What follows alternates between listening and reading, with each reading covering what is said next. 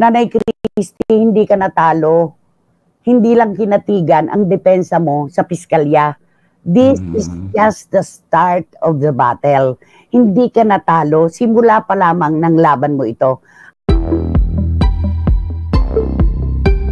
Isang araw matapos mahatulang guilty at matalo sa kasong label nila, megastar Sharon Cuneta at Kiko Pangilinan, Christy Fermin nagsalita na ukol sa pinagdaraanan niya sa kasalukuyan.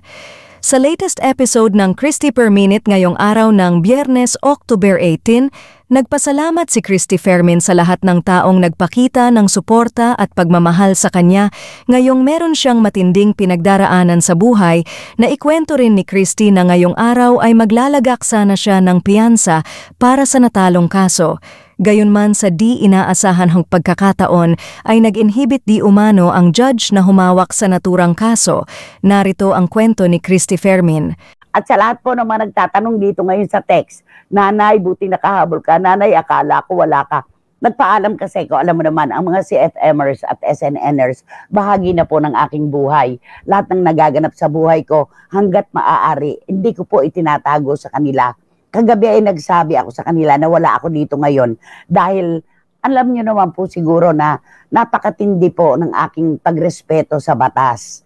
At dahil na-raffle na po yung kasong libelo na isinampa ni dating Senador Kiko Pangilinan at ni Sharon Cuneta kahapon, natural tatakbo ako ng RTC Makati para ako po ay mag-bail. At talaga pong ganon, pagka marespeto ka sa batas, susunod ka sa batas. Pero pagdating po namin doon, alas 7 ng umaga pa lang, umalis na ako dito sa bahay. Pagdating namin doon, ay nako, nag-inhibit po yung judge na hahawak dapat ng kaso.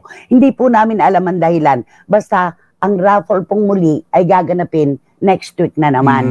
Huwag niyo po akong tanungin kung bakit kasi ang inaasahan ng lahat, ako bilang akusado, ang dapat magpa-inhibit. Pero bakit judge? Ganon.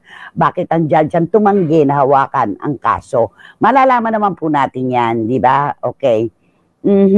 Puro to So ano kaya? Ano kaya? Parang ganon. Ayan. Miss Nags, alam mo yung mga text mo? Grabe. Wating-wating, pasok na pasok sa puso. Reggie Bonoan, maraming salamat sa iyo, anak ko. Thank you so much sa iyo. At kay Eddie Letada, kay Mayang, sa inyo pong lahat ng mga CFMers na nagpapahiram sa akin ng ineksyon ng lakas ng loob. Maraming salamat sa dextrose. Alam mo, parang dextrose yan na isinasaksak sa ugat. Diba? Yung tiwala, suporta at pagmamahal ninyo. Ay nako, hindi po kayang pantayan niya ng kahit magkano pa. At kay Elmer Ngo ng Cherry Loom, thank you so much. Tito Jojo Soliman. Si Tito Jojo Soliman, alam mo, para siyang hindi ko masasabing aparisyon Basta lumilitaw siya, para siyang dugo. Para siyang dugo na lumilitaw pag ako'y nasasaktan. Ganon. Totoo yan. And of course, kay Tito Manny Garcia at Tita Norsky, huwag niyo pong alalahanin na aking kalagayan dito. Mag-ingat kayo dyan sa Switzerland. At nako, mag-alaga kayo ng inyong napakagandang apo. And Mayor Enrico Roque ng Pandi, Bulacan, hindi ko masusukat kung gaano ko maitatawid sa iyo ang aking pasasalamat sa pagmamahal na binibigay mo sa akin, sa respeto mula noon hanggang ngayon. Maraming salamat sa iyo. Sa lahat po ng mga SNNers at CFMers, nako, sobra-sobra, hindi ko talaga masasabi sa isang bultuhan lang ang pasasalamat ko sa inyo. At kay Attorney Shirley Tabangkura, thank you so much. Maraming salamat. Ayan. Nako, eto pa.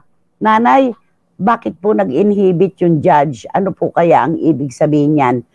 Alam mo anak, hindi ko talaga kayang sagutin kasi hindi naman sinasabi yun Hindi sinasabi yun. Basta ang sa akin po, yung sa piskalya, wag po kayo mag-alala. Alam mo, si Attorney Randolph Libayan, napanood ko ang kanyang vlog at saka ni Batang Maynila to it. Si Attorney Libayan, sabi niya, Nanay Christie, hindi ka natalo. Hindi lang kinatigan ang depensa mo sa piskalya. This is just the start of the battle. Hindi ka natalo. Simula pa lamang ng laban mo ito. Attorney Libayan mula sa puso. Maraming salamat. Batang Maynila to. It's thank you, Chris Ulo, sa inyong lahat. At sa aking anak-anak na masyadong apektado.